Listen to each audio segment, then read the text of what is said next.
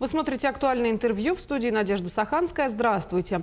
Исполнение предписания органа контроля прокуратуры республики подразумевает устранение выявленных нарушений в установленный срок с обязательным письменным уведомлением прокурора. Предписание выдается в целях устранения правонарушения. О порядке исполнения предписания органа контроля мы сегодня и поговорим. Гостья в нашей студии Айсана Капитонова, старший прокурор отдела по надзору за законностью правовых актов и соблюдения прав предпринимателей. Айсана Семеновна, здравствуйте. Здравствуйте. Давайте поговорим о предписании. В каких случаях органам контроля оно все-таки выдается? Органам контроля надзора проводятся контрольно-надзорные мероприятия и профилактические мероприятия в виде профилактических визитов. По результатам указанных мероприятий орган контроля, если в ходе проведения мероприятия устанавливает нарушение обязательных требований, которые до конца мероприятия контролируемым лицом не устраняются, то орган контроля обязан выдать предписание контролируемому лицу. Что входит в предписание? Какие сведения там должны быть обязательно указаны? Федеральным законом номер 248, статье 90 определены обязательные требования, которые должны быть указаны в предписании об устранении нарушения обязательных требований. Во-первых, в обязательном порядке в указанном предписании должно быть указано, какое конкретно выявлено нарушение со ссылкой на структурный элемент нормативного правового акта, который был нарушен. Во-вторых, в обязательном порядке необходимо установить конкретную дату устранения нарушения, то есть орган контроля не может написать там в течение месяца, квартала, полугодия, или он не может написать, что до наступления конкретного события, например, до начала отопительного сезона, конкретная дата должна быть указана. В-третьих, обязательно необходимо указать перечень рекомендуемых сведений, которые контролируемое лицо обязано представить для того, чтобы доказать, что он нарушение устранил. А также четвертый элемент обязательный – это перечень рекомендуемых документов, которые контролируемое лицо представляет органу контроля для того, чтобы также доказать, что он все нарушения устранил, которые были указаны в предписании. Вот да, про даты очень интересно. А что, если, например, тот, кому предписание вынесли, не успел уложиться в конкретные сроки? Такое бывает. Если очень важно знать контролируемому лицу, как только как он получает предписание, сразу оценить возможность, объективную, может ли он устранить в рамках имеющихся материальных возможностей, временных возможностей, устранить нарушения в сроки, которые указаны органом контроля. Если он приходит к выводу, что сделать это он не может, то он может подать ходатайство, указав объективные причины, почему он в установленные сроки не может устранить нарушения, и указанное ходатайство рассматривается, и решение может быть принято в его пользу, а именно срок нарушения устранения может быть продлен органом контроля. Ну и лицо, которому выносит предписание, тоже должен, например, учитывать, что в январе у нас или в мае всегда обычно длинные выходные, верно? Да. Какие последствия могут наступить, если все-таки все равно не устранил нарушение, даже если была отсрочка? Последствия могут наступить. Во-первых, это законом предусмотрена возможность привлечения такого лица к административной ответственности. Административная ответственность у нас предусмотрена статьей 19.5 Кодекса Российской Федерации об административных правонарушениях. В зависимости от вида контроля и органа контроля там разные виды ответственности и размеры наказания предусмотрено. Помимо этого, орган контроля может инициировать повторное контрольно-надзорное мероприятие уже в целях оценки исполнения ранее выданного предписания. Установлены ли законом какие-либо требования при проведении повторного контрольного надзора по оценке исполнения ранее выданного предписания? Как правило, специальных требований не имеется для проведения такого вида контрольно-надзорных мероприятий, но уже орган контроля выездную проверку провести не может, если ранее по результатам документарной проверки, к примеру, было выдано предписание. Плюс орган контроля не имеет права выходить за пределы проведения проверки, то есть мы имеем право оценивать только исполнение тех пунктов предписания, которые уже ранее были указаны в документах. Новые оценки, новые обстоятельства мы не имеем права оценивать и выдавать новые предписания уже с новыми пунктами устранения нарушений. Это надо проводить отдельную процедуру и для этого заготавливать отдельный пакет документов. Да, вы правы. Это уже отдельная процедура. Предусмотрены ли законом меры поддержки контролируемых лиц по исполнению предписаний?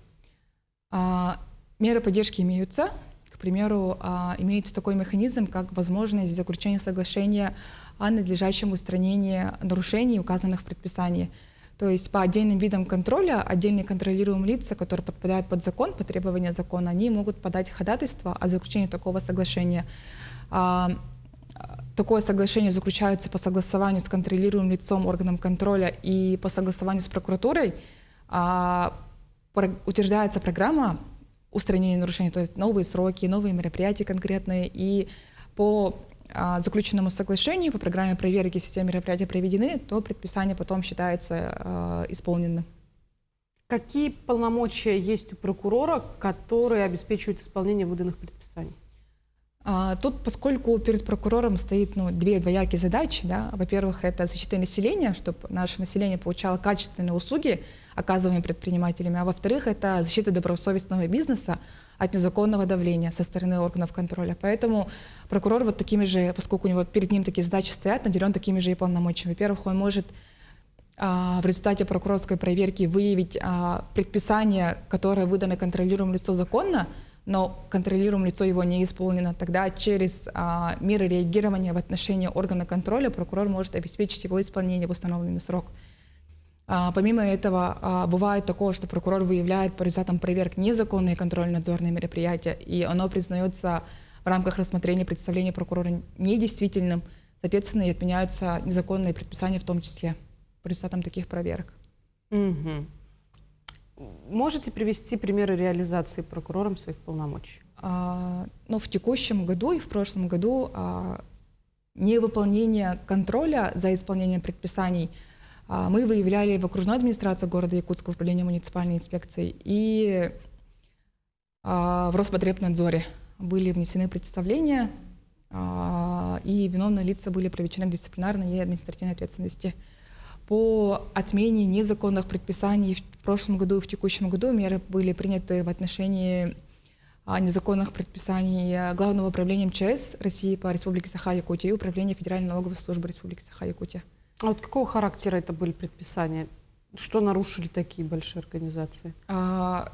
Проводятся проверки, например, инспекционный визит в отношении того контролируемого лица, которого уже проводилось контрольно-надзорное мероприятие и выдавалось однородное предписание с однородным требованием. И указанное лицо, ФНС, например, было привлечено к административной ответственности по линии нарушения налогового законодательства на 10 тысяч рублей. Указанное постановление было отменено, поскольку уже по однородным нарушениям указанное лицо ему было выдано и предписание, и к административной ответственности он был привлечен. Угу. Возвращаясь к тому, что все-таки прокуратура, она защищает права граждан, да, если произошло какое-то нарушение. А вот что, если, например, тот физическое или юридическое лицо, или организация, которому вынесли предписание, не согласен с решением прокуратуры и хочет его обжаловать? Имеет ли он такое право? С решением прокуратуры или с решением органа контроля? Скорее, больше с решениями органов контроля. Начнем с них сначала. Угу.